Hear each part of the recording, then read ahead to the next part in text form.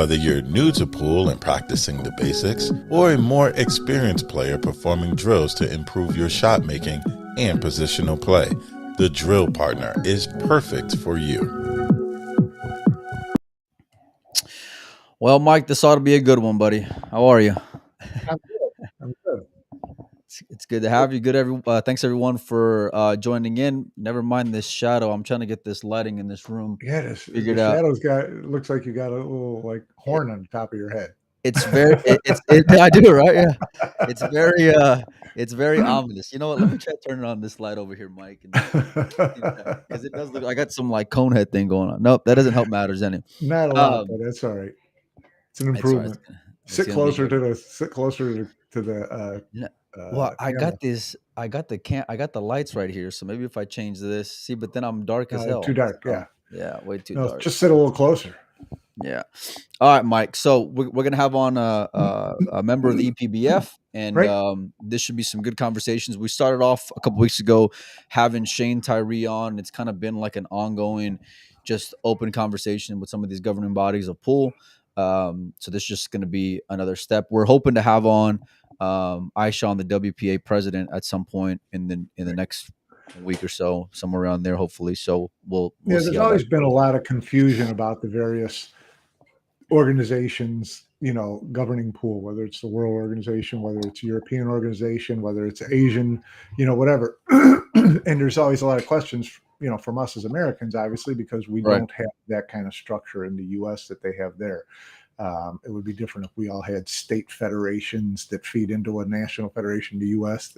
But that would have been pool organized, Mike, and that so no, but it's I'm the type of person where I don't like assuming, right? I'd rather go straight to the Right. horse's Yeah. mouth and get the info, and it makes things a lot easier that way. And fortunately, we've been able to have more discussions, and people have been more inclined to come on, which is fantastic. So I want to welcome in David Morris. David, can maybe you can introduce yourself by explaining to people what your role is in the EPBF.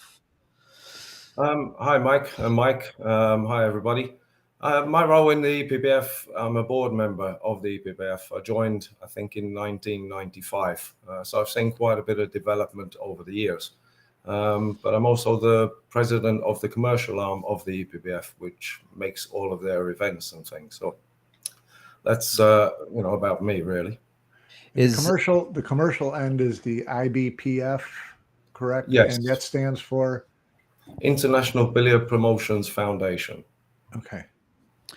It says it's a foundation, but it's actually kind of a commercial arm. It's a for-profit arm, correct? Yeah, it's a foundation due to the laws where it's registered in Holland, in the Netherlands. So it's classified as a foundation, which gets a little bit more benefits through the sporting aspect than a commercial company would get. So that's the idea behind that. Okay, because in the U.S., a foundation is normally a charitable, nonprofit event that sponsors and gives grants to other charities and things like that. So there's, I didn't want people to be a little confused by the name of it. Right, gotcha. Yeah, no, it is a company, but it's labeled under a foundation because of the type of company it is. What are some of the things that the IPBF accomplishes for the EPBF?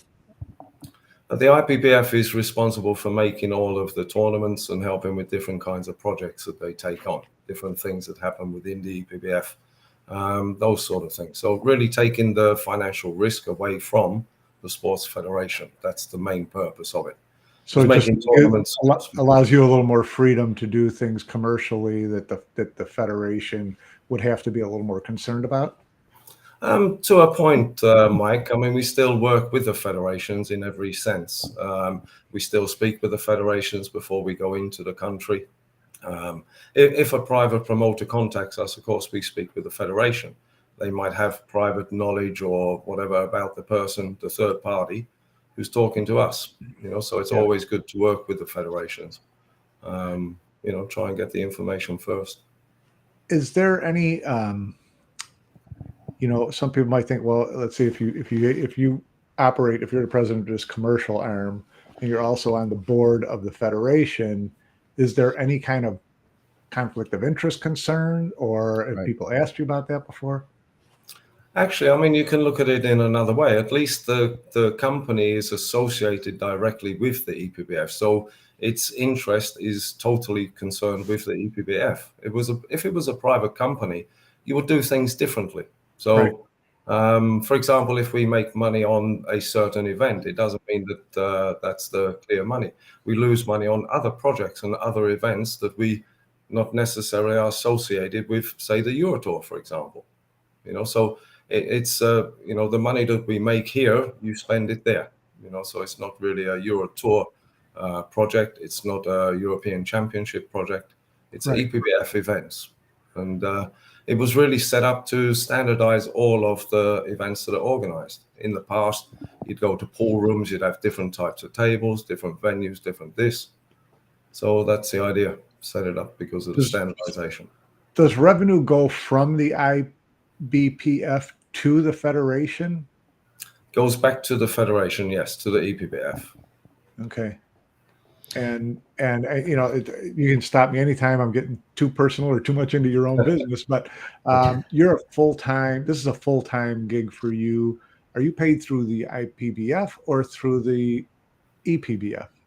It's paid through the IBPF, and I'm paid basically when I'm attending events. That's where I really earn my salary. So things like things like working with the hotels and the venues and sponsorships on site, things like that. Yeah, them sort of things are covered with a basic salary. Okay, Right. so then it's at least covers the time that you spend at home trying to do these things.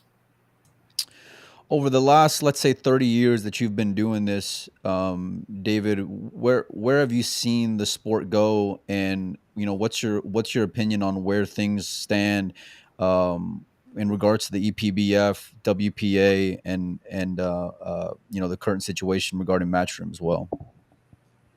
Well, I mean, of course, I've seen the sport grow. When I first got involved with the EPBF, I think we had maybe 13 countries as members or attending the European Championships. And now you have 38 member countries and sort of 30 of them attending the championships. So the growth is clearly there. But it's a structure that's actually enabled that, especially since the Olympic recognition. Because since then, we've seen a massive growth in many countries that we would probably not have seen before. And of course, the Olympic recognition where, okay, it's in America, the sport is recognized, but in Europe, it's really utilized because there you have each national Olympic committee, so each country or their sports council or some form of funding are willing to invest in the athletes because it is IOC recognized, and you only get via the structure. And because they're recognized and they're getting funding, the players actually get funding to go to official events. So go ahead, Mike. No. I was going to ask, let's say, Elver, how many different countries of players do you guys help represent, David? I mean, we have 38 different countries who are members of the EPBF. How many of those countries would you say get federation funding from their government? I would say it's a high majority, put it that way. I don't know the actual figures, but it is a high majority in some way, shape, or form. And it's not just funding for sending players to events. They get funding for different programs, trainings, camps, different types of events that they do for the youth, for the men, women, all kinds of things. So it's not just about sending players. With all those countries, I'm sure that the amount of funding they get, the type of funding they get really varies from country to country pretty dramatically, I would think. In how many countries, I mean, they invest different ways. Some invest in youth programs, some invest in coaching, some invest directly into the players themselves. What countries off the top of your head actually, fund a player? I mean, I know that Holland, if Niels or someone like that the Dutch players got a medal in the Euro Championships or in a WPA World event, they would get a subsidy for a year, for the following year of X amount of dollars. How many countries have that kind of support? I mean, the Dutch have an exceptional support there. I mean, they really do invest into the youth program. I can't tell you their funding because I don't know exactly their funding. Yeah. I've heard figures, and it's quite a lot of money that they get to actually do it. But you see the results coming through, and that's the biggest thing. As long as the results are coming through, then they've got to be doing something right. Right. But actually, members who fund for example, for the European Championships, I think virtually all the members are funding their players to that event. To the European Championships, right? Yeah, to the World Championships, I think, again, all players are funded by their national federations in some way, shape or form. But then when you come to, say, ranking events, take the Euro Tour, for example, again, a large majority are funded to go to that, okay? Because from there, they then get spots for World Championships. So it's within the structure, and therefore they're allowed to fund it. But as soon as you step outside the structure, that funding stops. Because it's not allowed. It's not because they don't want to. It's not allowed. And that's who's where not allowing it? The governments, because they only fund you for events that are within the structure, within the sporting structure. And that's, to me, what's always kind of been a little bit of a struggle for me with the power that the EPBF wields over players from these countries, in the respect that, they have to play ball with the EPBF, with you guys, to get that funding that may allow them to go to different events. So that really puts you guys in a pretty powerful position. But Mike, that's not the EPBF. We don't get any funding at all. No, I know you don't get funding. What you have is a lot of control over the players. If they don't come to your events, or if they play in events that you don't want them to play in, they're risking that funding from their countries, from their. But that's in all sports. If you have a national team that you are going to send to whatever sport it is, then you will assemble that national team and fund that national team. But then they have to play your ball. I mean, if they are going to play on the other field for a few days here and there, then you have to think about, is it worth investing in that, or taking someone who will give their 100% focus on it? And there you invest in the team. That's the same in all sports. That's no different in pool. Are you guys tracking the amount of support that the players are getting from federations as it pertains to growth? Because when I look through a lot of these Euro Tour payouts, let's say over the last 10 plus years, I'm not seeing a whole lot of change there, David. And some of the players that I've talked to have said that, at certain points, let's say even in the last 8 or so years, that prize funds have actually gone down.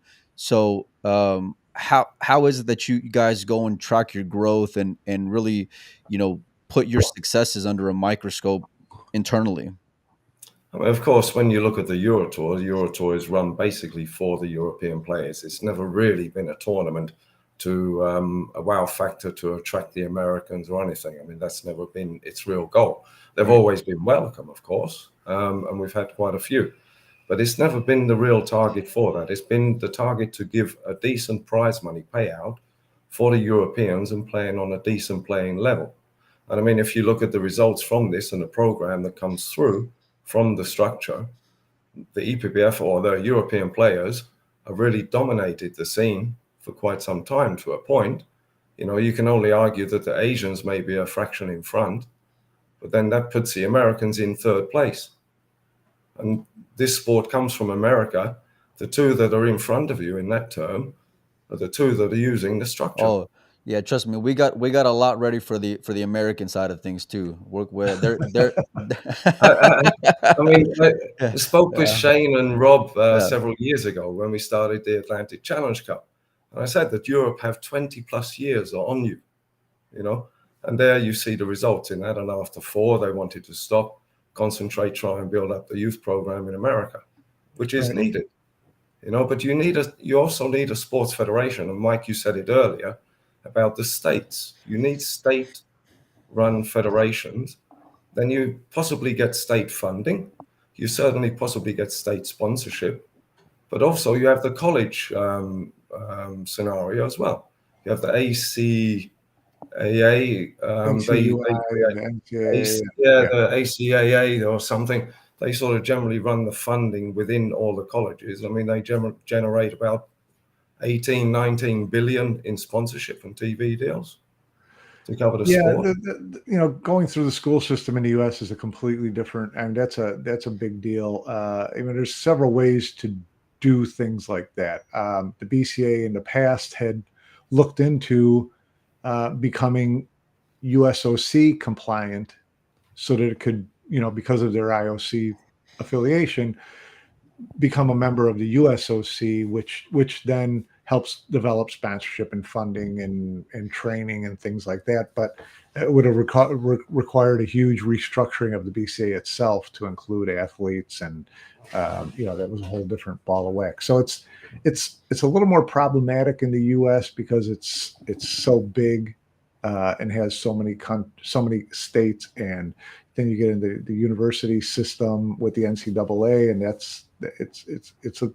it's a big chore, that the billiard industry really doesn't have the funding to launch at this point. But something, I agree. No one's going to disagree with you that the U.S. needs more structure in its approach to billiards. I mean, when you take that for an example, the structure in Europe has allowed that to happen.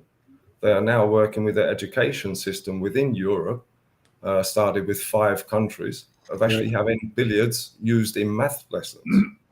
Well, not as a side sport, it's actually used in their math lessons. And the results from that, from the teachers coming back, is that more kids are more interested in maths. And this all comes from federations, from the structure.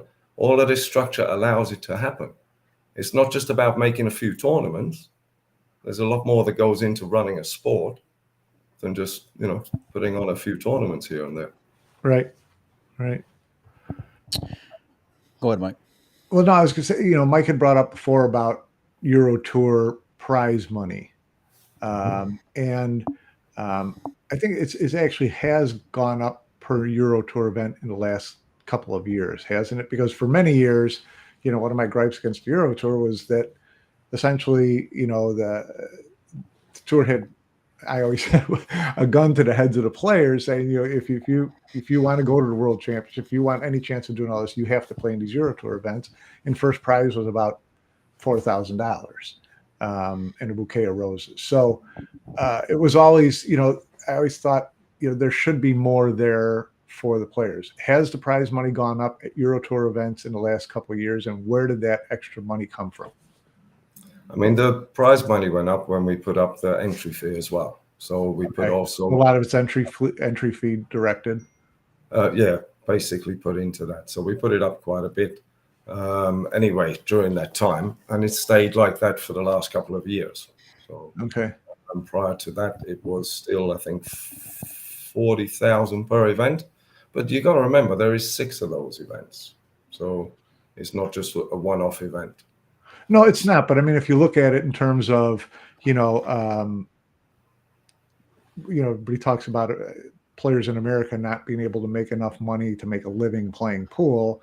And you're right. The structure has allowed the Europeans to have an incredible amount of talent. But, aside from 1 or 2 players near the top of the Euro Tour food chain, how are the rest of them making it as pool players, given the prize money on the Euro Tour? I mean, of course, it's going to be difficult for them on the Euro Tour. I mean, depending on where you live and whatever, you got to get to the last 16 to actually make a couple of quid or something.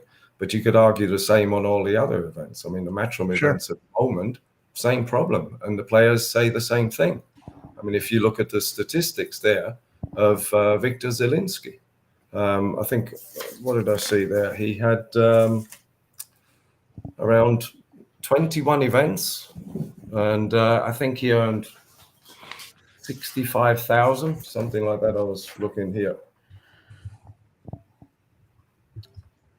But I guess if that's around 3,000 per event. I mean, you take away his costs, there's going to be around 2,000 per event, depending on an average here. Yeah. I mean, how's he going to earn on that? Right. So you can argue that with many tournaments. There are many tournaments that you could argue the same thing. Well, But yeah, I of guess course. the other side of it would be they at least have more opportunity to generate more income. Like what he's able to go and win is another thing, but at least there's more opportunity in those matchroom events where the Euro Tour. How many events did you say you guys had within a year? 6. 6. You know, yeah. No, the Well, Euro Tour is a that's good just that's good feeding ground for the players. It's certainly a good place Yeah, for I'm the not gonna. players. I mean, Yeah, that's it's yeah. been there. I mean, feeding ground. I mean, it's you could argue this way and that way, but I mean, when you look at the prize money on offer, then within the structure, you're better off. So So there you could argue, who's better off, staying in the structure or going on a matchroom tour? Well, let's talk about that decision. Is that all right, Mike? yeah, let's roll. Okay. So a player decides to play in matchroom. We've got, and we'll get, now's as good a time as any to get into the, fact that the WPA, that matchroom no longer sanctions its events through WPA. The EPBF and the Euro Tour are very tied to the WPA because of that common link with being IOC recognized, which is where all the national federation money comes from, correct? Yeah. So now you've gotten this situation where you've got players having to decide between Euro Tour / WPA events and between matchroom events. As more and more events come onto the calendar, there's going to be more and more conflict. How is that going to be resolved from the EPBF standpoint as far as you can see it? I mean, from the EPBF standpoint, it's not really in our hands. That's with the WPA and matchroom, because that's where, obviously it starts with the world governing body and the sanctioning of the events. But that would be the best for everybody, because, you talk about the more events coming. At the moment, they have 35 events on their calendar. And how much prize money is in that, Mike? It's top heavy. I mean, you take the top 8 events, and it's about 85% of the 85% of the prize money. No, but I mean total prize money. How much? I knew it at one point. It was round 3. It's about 2.3 million on their calendar. Yeah, a couple million, a little over 2 million. 2.3 million on their calendar. Do you know how much is on the WPA calendar? That I don't know. 4.2. 4.6. I can understand that argument, David. My issue with that argument is that you guys are, the WPA is then rubber stamping those events. But what is it that the WPA has done to increase the prize money of those events, as opposed to just saying we're sanctioning your event that you're putting on? And then looking at that, how much of that 4.6 includes hayball? Well, hang on a minute. First of all, hayball is 1.5 million. Okay. Right. But it's still a discipline that the players can play. But then you go back to your question about the you had me there. How much it would out of, let's say, if you take out hayball, 4.6, 1.5, so 3.1. How much out of that 3.1? Yeah. So how much of that has a WPA, or what has the WPA done to help increase those prize funds? I mean, you could argue this way and that way whether the WPA has been a good federation or not in the past. Okay, you have a new board there at the moment with Shane Tyree still there. You have Ishwan Singh as president, and you have a wise head there as well, Jürgen Sandman, who's come back.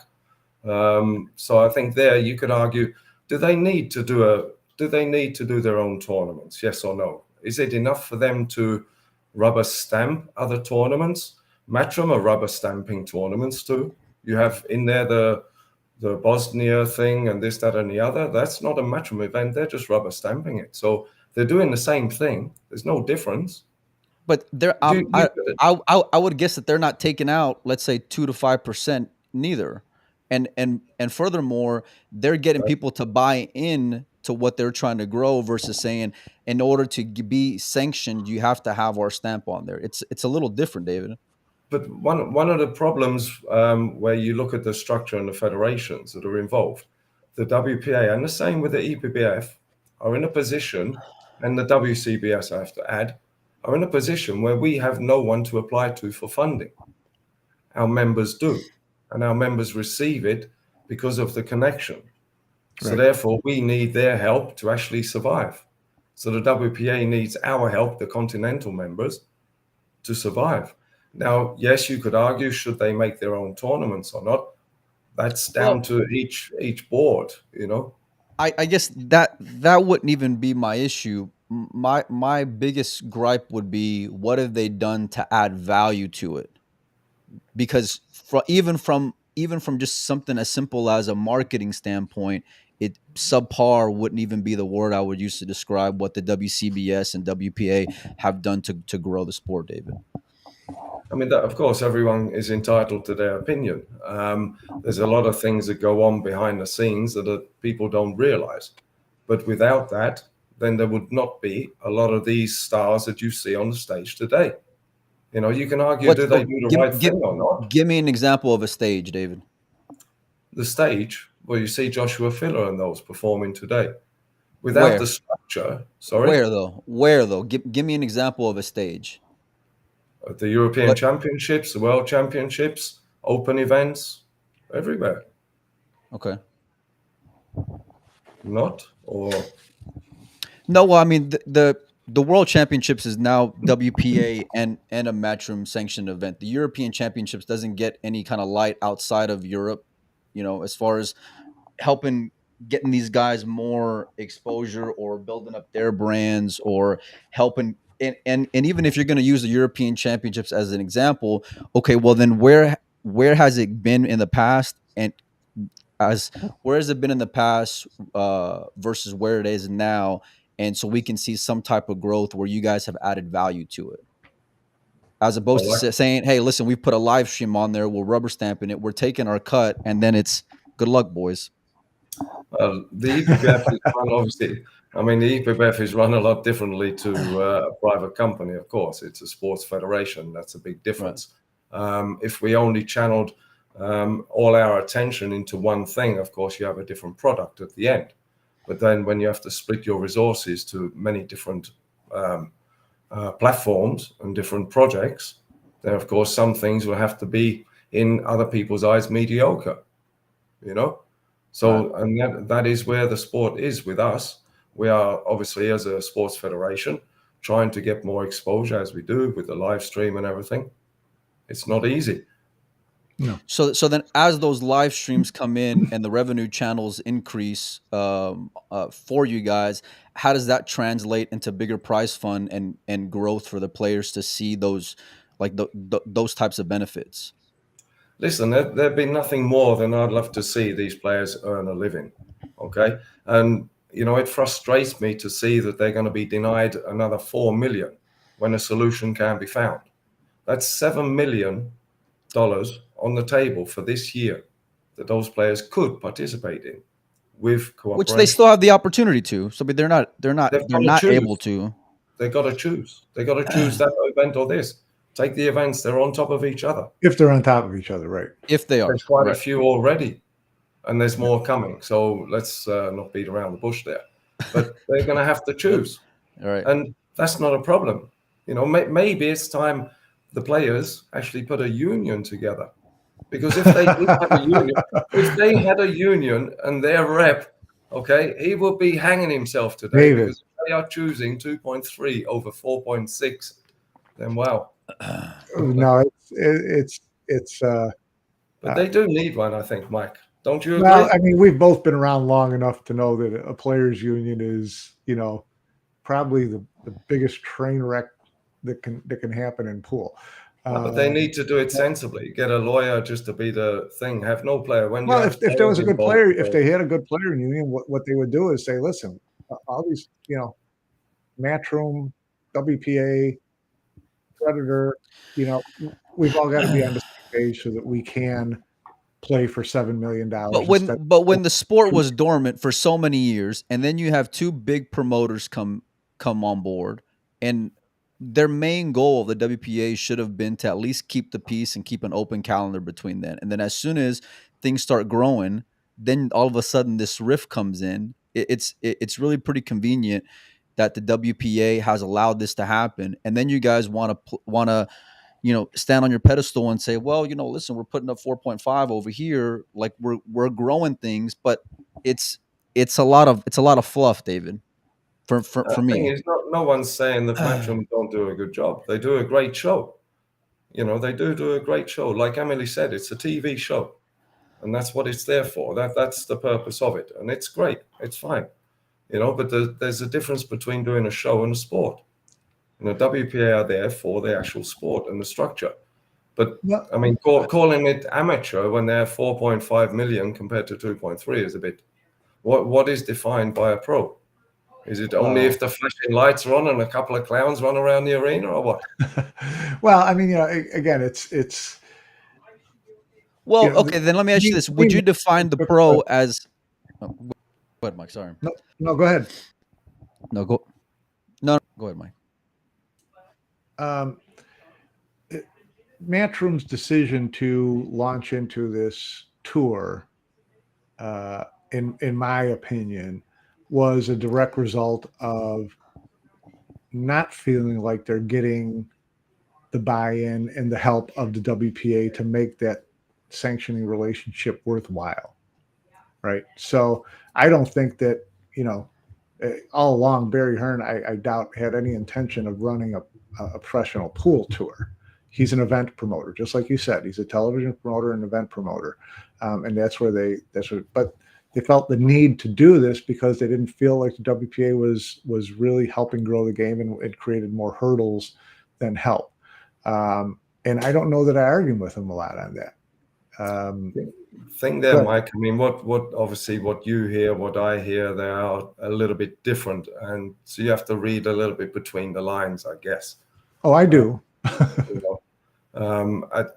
Like I said, you could argue that federations haven't performed to their best ability. We can all do that in many a sport, but they're still needed. They'll still be here, and it's just a shame that the players are going to be the ones to force to choose, because you look at the contract, those players that are going to Asia, when they sign that entry form, then Matchroom can determine which events, 9-ball events, that they play in thereafter.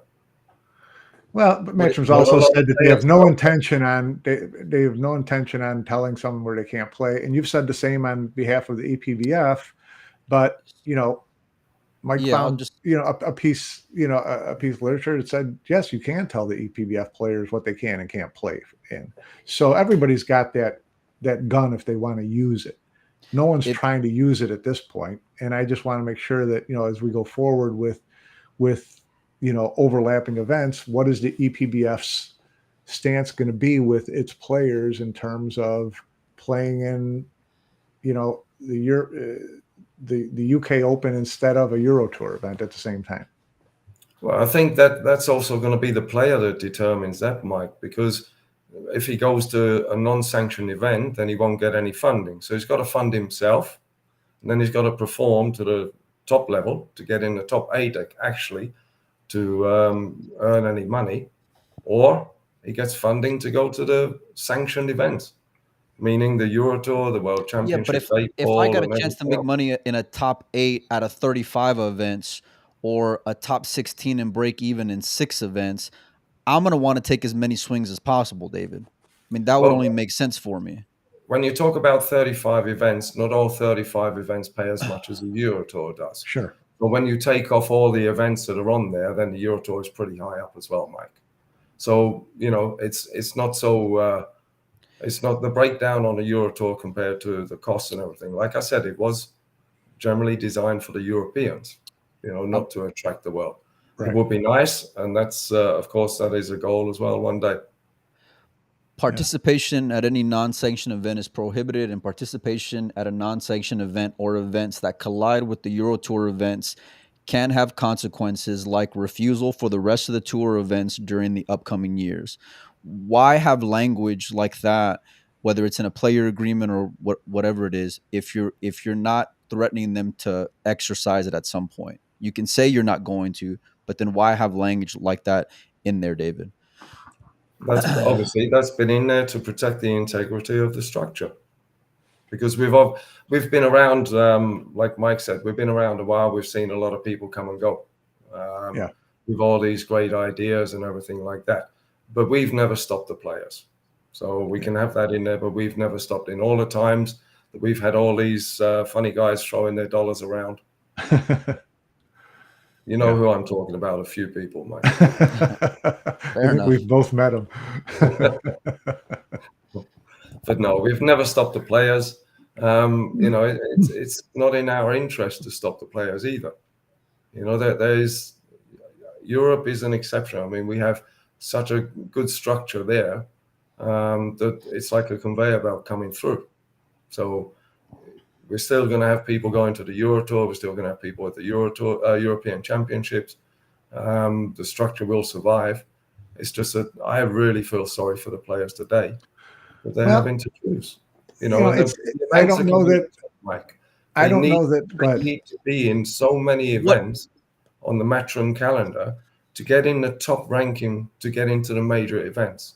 It's the same as snooker and darts, the same model that Carl Boyce said that he doesn't want.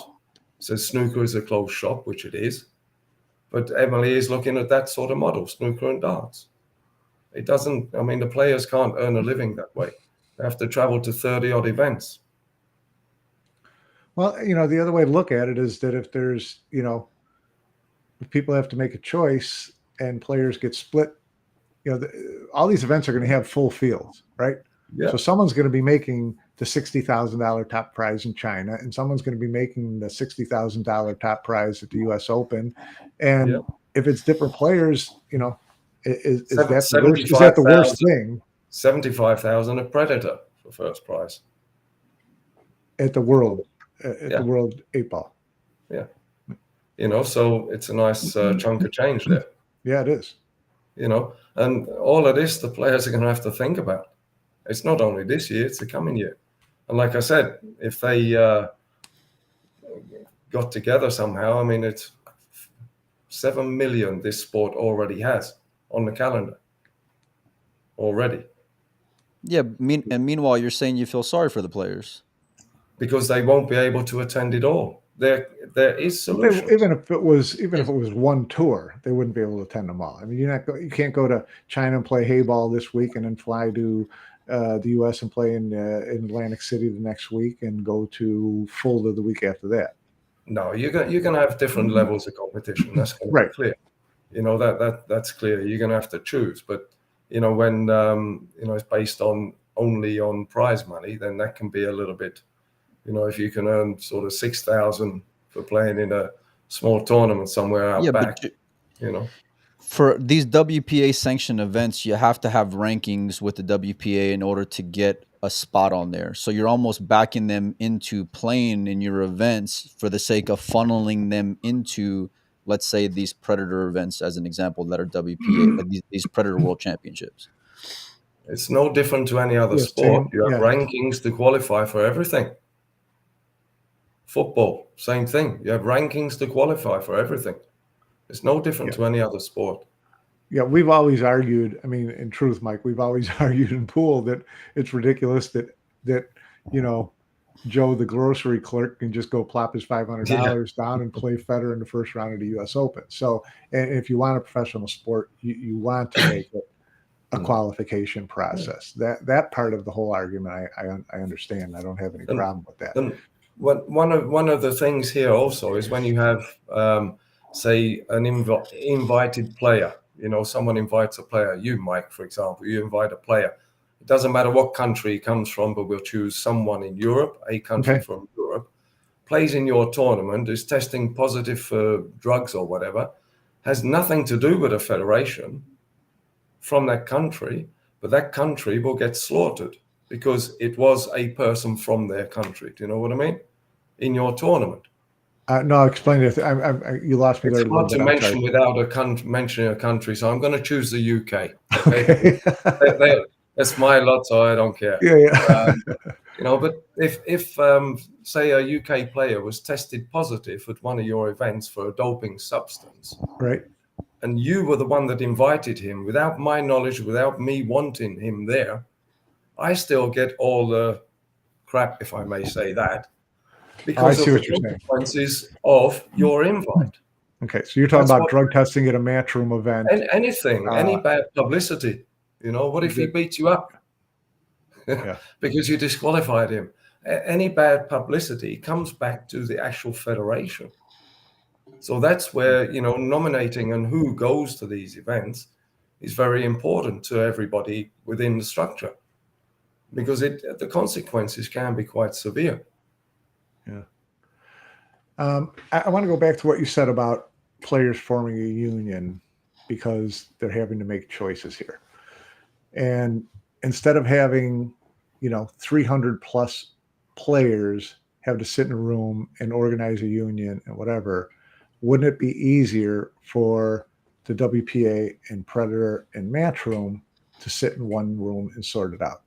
Wouldn't it be easier? Wouldn't it be, and then you solve the same problem, correct? Yeah, I mean, I think there, I don't know if Predator is, affected, but they're a major player in this. So it would be good to have them in the room there. But to have that, you need flexibility. You need to be able to move a bit. And there I find hard when I read the letters and things like that. You cannot go into negotiations with my way or the highway, because there is no negotiation to have. So there has to be something there before you can enter the room. And if there was an indication, that would be great. But I don't really see one. Do you?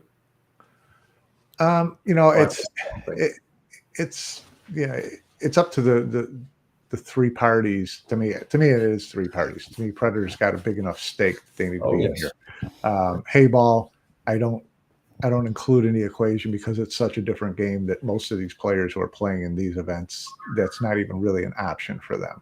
So I do think that they can sit down and get something sorted out, and everybody's got a little bit of their own turf protection, my way or the highway type of approach to it. But there's got to be a common ground in there, and you don't find out until you give it a try, right? No, that's right. I mean, obviously, common ground will be going for the Olympics. So it's using Paul Snooker Karam, and I understand Hayball's involved now. But yeah, that will be common ground, trying to do something there instead of fighting. I mean, all the years that I've been involved, you've been around. When has everyone sat down and come together once? Well, I guess my issue. Listen, you keep trying until it happens. You keep trying, you keep pushing until it happens. I mean, you need a referee, a mediator, something to pull it together. Find one, and it can be done. And I would put it on YouTube, and I would make sure everybody sees it live, so they know who's calling who out and who says my way or the highway, instead of hearing all this stuff after the fact that we tried to negotiate with them and they said no, and we tried to negotiate with them and they said they wanted this. That is part of the problem. Yeah, I mean, there's meetings between this person, that person, everywhere, and it is difficult. I mean, putting it online, I'm not so sure about that, but at least a meeting. No, we're a ratings company here. So that would be some ratings. Yeah, I mean, maybe they would, but we'll see. But yeah, I mean, something's got to happen, because the players are the ones that are going to be affected, and Well, there's got to be some optimism and hope and light at the end of the tunnel, and professional players have that with Matchroom. And I think that if whoever were to draw a line in the sand, I'm not sure that your side would love to see the side that the players would be on, David, to be honest with you. And if you use the Olympic reference as that, pot at the end of the rainbow, you guys have struck out for well over 30 years. And if you hang your hat on, we've built this structure, what's the end game for having all this structure? If you feel sorry for these players and there's 6 events where you're paying out, let's say $4,000 to $8,000 for first place, what are you building a structure for these players to go and achieve? Because that's not a way to earn a living for them, even if you have this whole structure in place for them. There's nothing at the end for them. I mean, the European side of thing is done for the Europeans, so they have a base to start from. So with the structure there, you have the connection to the World Championship. So that's then their next stage. So then at least the quality gets through. You're not just awarded because your face fits or anything like that. And I already said that the Euro Tour prize money is not going to earn you a living from it, for sure. Right. But a lot of the players are funded to be there, so it doesn't cost them to be there. And all their prize money, actually, they keep. But that's going to all change when they go to the matchroom events or any event. Doesn't have to be matchroom. Any non-sanctioned event, they're going to be funding themselves. But that's, to a certain extent, that's what you're telling us the Euro Tour is for, is to, through the help of their federations, they can come to the Euro Tour and prepare themselves to go out in the big world and play into big events with the big boys and try to win, conceivably the big money. So at that point, they can't expect to get funded every place they go to every event. If the German Federation, the Dutch Federation, the Polish Federation, they're going to run out of money too if they're going to fund Victor and Conrad and all these other players to go to 15 events a year through the government funding. There is a point where the bird has to leave the nest and fly on its own, correct? Of course. I mean, there's going to be a limit on the funding that's going to be available, and there's going to be then most likely priorities chosen, because the funding is sort of derived from the success of the athletes. So if they're doing well at the World Championships or this, that, and the other, I mean, the World Games is a massive one for Germany, those sort of things. So it's really derived from the success of the athletes. European Championships, another one. You pick up a gold medal. You mentioned the World Championships and specifically the World 8 Ball with 75,000 for first place.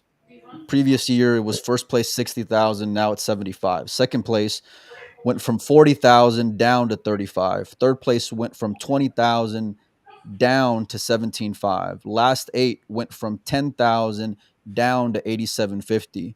So it's easy to, focus on that first place prize money, but everyone else is feeling that as well, and it's taking a hit.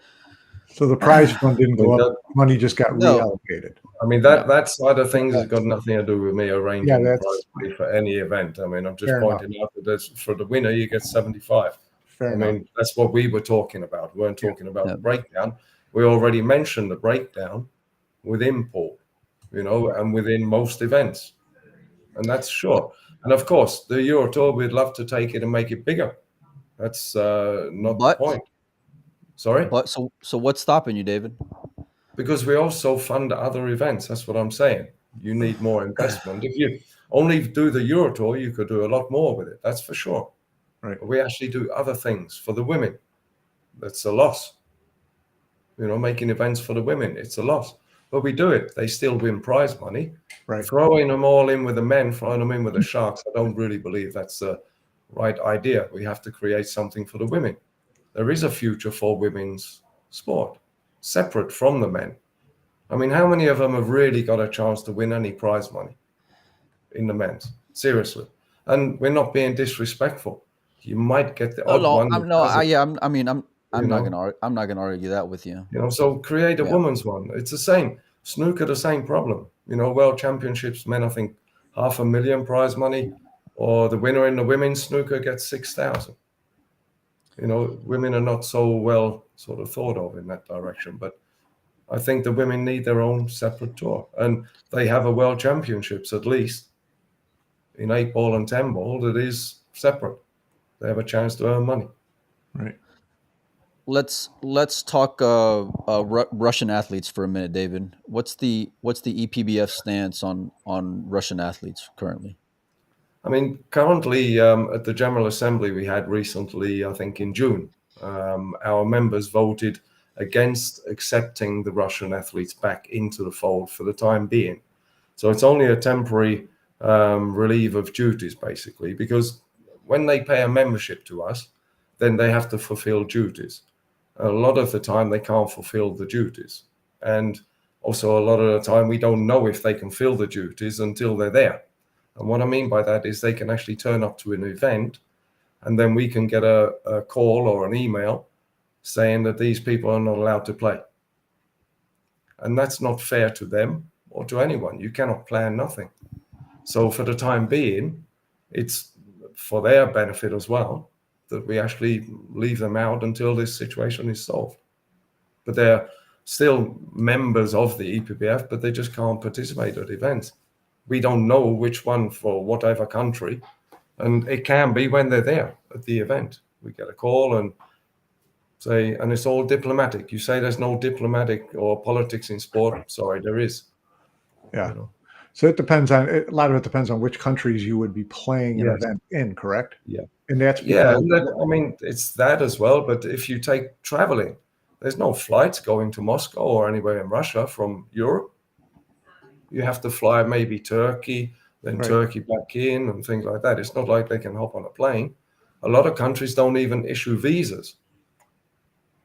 So, you know, it's not just us. It's the practicality of everything as well. How would you like they turn up on the doorstep? Sorry, this visa is not valid, not for this country. I mean, we've had that with, you know, some Arab friends. They get a visa for Portugal, but fly to the Netherlands. The border people say, sorry, you're in the wrong country. Yeah, but it's Europe. Yeah, but it's still the wrong country. Yeah. You know, you have to enter via Portugal. It's not like the States where you just hop over and go into the next state. Here, there are technicalities that you have to go to, especially if you're not from the States or from Europe. Okay, but then what about, I guess my follow-up would be, what about the countries that they would be allowed to you know, get into? Thing is, some of them we don't know in advance, you know, because it is down to the politics. Give you an example. We've had now just recently an event where we've had to remove certain materials and flags and things like that because of politics. A government foreign ministry upset with the fact that we have allowed certain people to participate at our events. So we get interventions by foreign governments who contact the local or the national government of the country we're in and say, listen, we don't agree with these people being there. It can be last minute, it can be in advance, but in advance, we don't know. Right. We know for them getting visas is very difficult within the European Union. Yeah. And once you get there, you just have to abide by what the local federation, local government has to say. It's not fair to them either. Yeah. You know? No, it's a tough situation for sure. I'm going to jump in real quick, and there's a lot of discussion.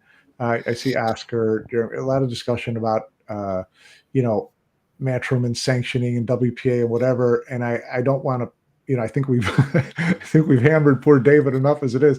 I don't want to hit David with. It's not fair to hit David with WPA questions because he's representing the EPBF. So when we get Ishan or someone from the WPA on here, then the questions about, you know, sanctioning their Matchroom ranking points, or why can't you all get along? It's a little more suited for a conversation with the WPA, don't you think, Mike? Agreed. Yeah. Yeah. So just, we're not ignoring your comments and questions, but David is not the one we're going to throw those. Oh, yeah, I'm sure Ishan's going to be real thrilled to come on now after seeing how the last two went. And in all fairness, David, we appreciate you coming on. By the way, yeah, I mean that with all sincerity. It's been great. No, you've handled no problem. I mean, it's good because of course America play a big part in all of this as well. Correct. And you know, to understand the structure that's available, it's available to the Americans as well.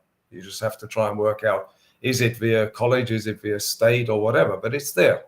The fact that Europe have it in their countries, and they are honestly well funded, well organized. Right. And that wouldn't be available without the structure, without what is there.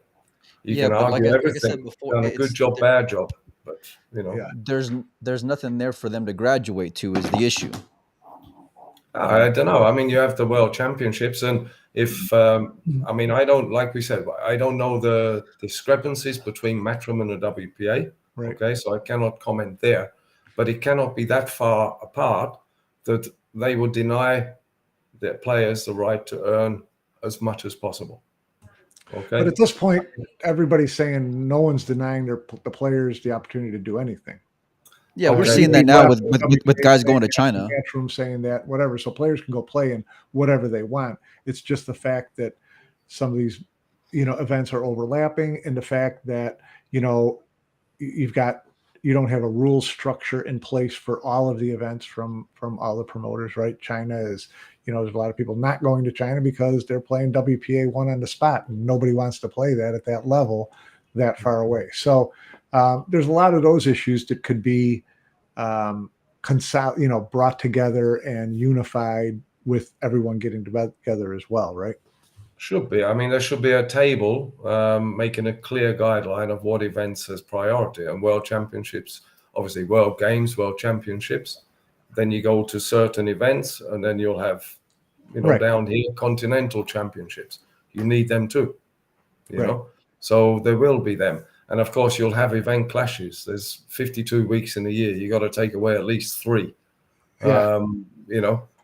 for doing something else. So that, there's not going to be enough for everyone. A player is not going to be going around to all of these events. He's going to have to choose, but at least give them the option to choose. Not put events Well, I think they are. not putting events on top of the other ones, and then not really caring about everything else. That's got to change. And that's, well, as I said, nobody's being told they can't go any place at this point. So they what I'm saying is they have to choose, Mike, because that's what I'm saying.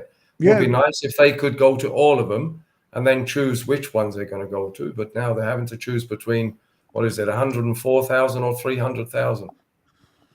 But the 104,000, of course, they needed for certain rankings to keep them up. Like I said, 300,000. I got to go to Asia and fade one on the spot.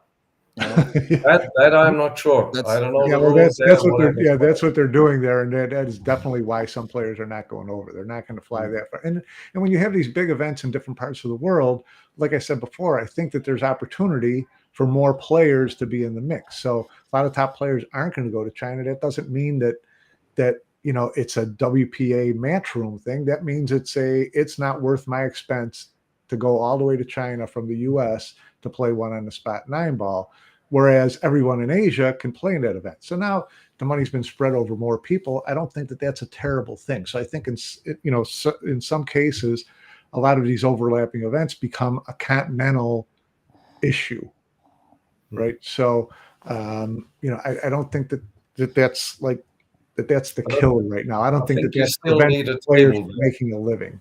But I still think you need a table there, because there are events that should be guaranteed. Yes, I don't disagree. I'd love to see everybody get together and sing Kumbaya and work on a calendar. That would be we've talked about that for 2 years, but it's not as easily said as done for many reasons. So, but I'd still like to see people sit at a table and see what comes from it. Yeah, this has been an interesting conversation, David, to say the least. It's been great. It's been great, and I appreciate your candor, David, and answering these questions as best you can. When some of them, like I said, were WPA related, and it's not your bailiwick, but the point of this whole thing was to educate us, get us to better understand the nuances. We don't have the federation structure, so we don't understand as much about how federations work, how the EPBF works, how the members of the EPBF work, because as we talked about before, you've got 38 members. They all have different structures within their own country on how much money they get from their government for sports and how much gets allocated to pool and how it gets allocated to pool. So it's interesting to learn about how that happens. I'd love to learn a little bit more about how each country operates. There are obviously, every country is very different, and they have their funding from different places. Some work within the education system and some don't. Some are very small federations. They're not all massive and have offices everywhere, but you mentioned flexibility and prize funds, players being able to fork out a living doing this. What flexibility, if any, will let's say the EPBF have on something as simple as where players can stay at during events? If they can find cheaper accommodations elsewhere, as opposed to like hotels that you guys dictate that they need to be staying on in order to play your event. I mean, part of the actual setup is staying in the hotel or the venue where you're going to be located. That's, I think, is the same with all events. But we only require them to stay there 2 nights. They can stay in a camper van, B&B, or a tent outside for the rest of the time. But only 2 nights is a must. So we don't force 3, 4, 5 nights on them at all. We don't even have that long. So it's a 2-night minimum? 2 night is a minimum, yeah. And then at least we can guarantee a certain amount for the hotel, and then the fees for what they charge us for will go down. Like the venue, things like that. So I appreciate the clarification, David, also. that's okay. Well, Mike, what else you got, buddy? This has been a good hour. I'm tapped out. I'm like, Yeah. I'm sweating. I'm exhausted. No, it's been a lot of fun. It's been educational. I hope that the people who've joined in learned a little bit about, what's going on with federations and Matchroom and players and the world scene. And David's helped. You've helped bring a really interesting perspective to that conversation. So we appreciate it. Okay. Thanks for inviting me on here, Mike. Yeah. I hope this is the first of many. So you never know. Yeah, he may not answer your calls from here on out. But we'll see. You get Shane on next. Oh no, Shane, you had Ishwa. We're going to get Ishwa on next. Listen, the We'll ask emails him- be ask the him his emails opinion being of sent David. as soon as we get off here. The emails being sent, and we're gonna follow up with him. And you've been a great sport, David. Honestly, so. Yeah, thing is that he's coming at a difficult time. Okay, Yeah, of course. he's young, enthusiastic. Same with Shane. They're both young. Let's see what they got. But we have to give them time. You got the wise old man Jurgen behind him, so he can keep them grounded. Give him some time. He can keep me in a long conversation. I know that. You said it, okay? I think he'll be watching this, I tell you. David Morris, we appreciate your time, buddy. We'll follow up with you soon. And Mike, I appreciate your time as well. We'll have more. What's that? Always fun. Yeah. And we'll have more for you guys coming up. I think I'm going to try to get Jeremy Jones, who was in the chat, maybe later on today. I'll reach out to Aishan, the president of WPA, and see if he wants to come on, although I won't hold my breath. But you guys have a great rest of your day, and we'll see everybody soon.